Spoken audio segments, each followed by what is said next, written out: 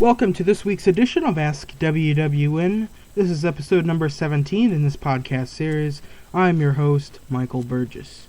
Remember to send in your questions using the hashtag AskWWN to us on Twitter at WWWrestlingNews.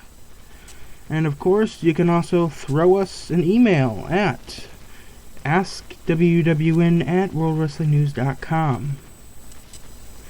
Well, our first question is, if ratings and buy rates continue to fall to the ground, should Vince McMahon remove Stephanie as head of creative and appoint someone like Paul Heyman or even a returning Vince Russo? Well, Stephanie McMahon is executive vice president of creative, but let's be very clear. You know, things start and end with Vince McMahon. He's been giving Stephanie and Triple H more responsibilities in the day-to-day as they move to succeed his leadership, but he still has the final say. I'm not saying that Stephanie's position is in title, but only Vince is still very hands-on with the product. Even with that being said, Stephanie is going to lose her position as she is at the top of the chain of command. The decline in viewership and pay-per-view buy rates will likely trigger a response, which will probably end up with Vince himself returning to television. Our next question, I've noticed that everybody wants to blame the very low ratings Monday night on storylines. However, they had a very good advertised undefeated game on Monday Night Football with the Saints and the Dolphins, so wouldn't that be the real reason for the killer ratings? Well, this week's Monday Night Football game between the Dolphins and Saints drew an average viewing audience of 13.7 million viewers, which was actually down from the 13.9 million the Broncos and Raiders did the week prior.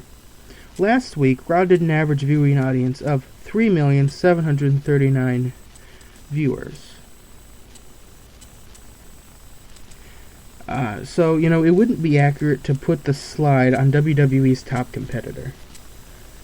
The fall competition is stiffer, which is why it's important for storylines to be the most intriguing. For whatever reason, the corporation angle is not resonating, and WWE has a problem heading into Battleground. With Triple H taking the throne from Vince in the future, do you think we would see a better overall product? Well, I like the aspect that Triple H brings to the table of being a former worker.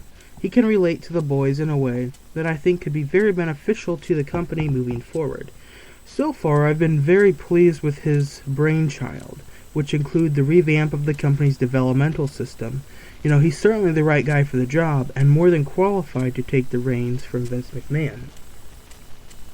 Our last question, with WWE's wellness program, what kind of contract does RVD have, knowing that he is a huge marijuana advocate and user? Well, there are a couple of things to consider. First, if a WWE worker tests positive for marijuana, they are disciplined with a $2,500 fine, but not a strike towards a 3-strike program. The fine was originally $1,500, but was raised when workers continued to rack up the fines for positive marijuana tests. Another point to consider is that if a worker has a valid prescription, they're excused for the positive test. There are some exceptions, with a few substances being banned outright, but marijuana is not one of those substances. Well, that was this week's edition of Ask WWN, episode number 17. Remember, send us your questions by tweeting us at WWrestlingNews, and of course, using our official hashtag AskWWN, and of course, throw us an email at askwwn@worldwrestlingnews.com. For this podcast and many others, they are available for download and listening at worldwrestlingnews.com/podcasts. But tune in next week we have an all-new Ask WWN episode. But for now, this is Michael Burgess, the owner of WorldWrestlingNews.com, signing off.